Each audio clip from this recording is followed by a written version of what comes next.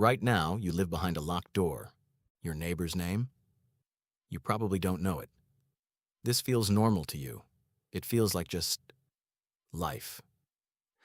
But for almost the entire history of your species, this would have been unthinkable. For roughly 300,000 years, humans lived in tight groups who shared food, raised each other's children, and depended on one another to survive the night. Isolation wasn't a lifestyle choice. It was closer to a death sentence. So what changed? And could you actually undo it? Not by running into the wilderness alone with a knife and a lighter, but by rebuilding that ancient structure on purpose with real people, real land, and a real plan? It turns out you can, and the blueprint is closer to your evolutionary defaults than the apartment you're sitting in right now. Anthropologist Robin Dunbar spent decades studying human social groups and found something specific. Your brain has a cognitive ceiling for relationships, somewhere around 150 people. Beyond that number, people stop feeling personal. They start feeling like names on a spreadsheet. 100 friends sits comfortably inside that number, tight enough to know every face, large enough to build something real. So imagine it, 100 people, each one willing, each one pooling money toward a single goal, land, raw and undeveloped, bought together, owned together, with 100 names on the deed instead of one. Israeli kibbutzim, communal farming settlements that began in the early 20th century, ran on almost this exact structure for decades. Shared dining halls, rotated labor, collectively owned land and equipment. The model isn't new, it's just unfamiliar to most people living in a city apartment. Here's where most people imagining this get it wrong, though. The first building isn't houses, it's sewage. Unglamorous, but it's the exact difference between a settlement that survives decades and one that collapses to disease within a single season. Once the ground is prepared, the first real structure goes up. One shared shelter house, multiple floors, bunk beds evenly distributed, one per person. Not forever comfortable. But in the fragile early stretch, shared shelter builds proximity, and proximity builds trust faster than almost anything else. Right next to it, the bathhouse, built by the same 100 hands. 2 structures, 1 labor cost, decades of use after that. Every morning, everyone wakes early and cleans their own section, not as punishment, as ownership. Political scientist Elinor Ostrom, who won a Nobel Prize studying how communities manage shared resources, found this exact pattern worldwide. Groups that take direct responsibility for communal spaces sustain them far longer than groups waiting on someone else to handle it. Food rotates the same way. 10 people cook each day for the full 100. Tomorrow, 10 different people take over. Everyone cooks once every 10 days and rests for 9. The rest of the group turns to agriculture, fields divided, crops chosen by the land's actual soil and climate, tasks shifting as skills emerge, and the community learns what it actually needs. Shelter built once, bathhouse built once.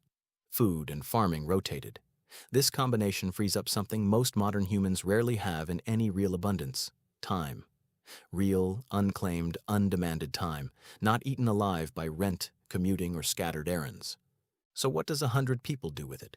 Many keep working the land, others step outside the property entirely and find employment in the wider world based on whatever skill they carry. The money earned outside doesn't stay private.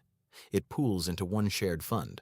This sounds almost insane to a modern ear, trained to protect personal income, until you see what happens to that money next. It doesn't sit idle losing value to inflation. It gets invested carefully. Real estate, small stable businesses, long-term growth assets, chosen by whoever in the group has the most relevant financial knowledge, checked and debated by the rest before a single dollar moves. Never gambled. Always studied first. Researcher Sebastian Junger, who studied tight-knit and tribal societies for his work on community and mental health, found something counterintuitive.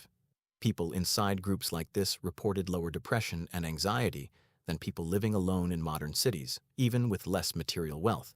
Shared risk feels lighter than individual risk. As that fund compounds, the land changes. Private houses gradually replace the shared shelter, earned, not given. Rainwater systems catch what falls free from the sky. Solar panels go up row by row until the settlement runs on sunlight instead of a bill. One clinic gets built for the whole 100. A simple transport line connects the far edges of the land, because walking a mile in the dark to reach medical care isn't a detail worth skipping.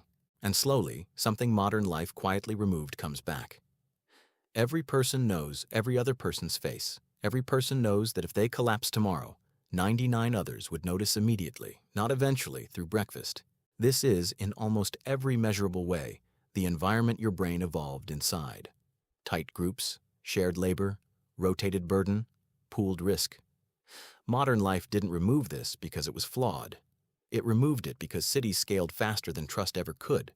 So is 100 people, shared land, and pooled investment really a fringe idea? Or is it just the closest thing the modern world still allows to what your species spent 300,000 years perfecting? No one in this settlement is racing alone toward a retirement number they hope arrives before burnout does.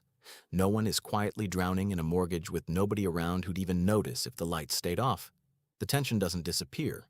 It just gets distributed across 100 people instead of crushing one person alone at 3 a.m. You don't need to disappear into a forest to find that structure again. You don't need to give up modern medicine, income, or comfort.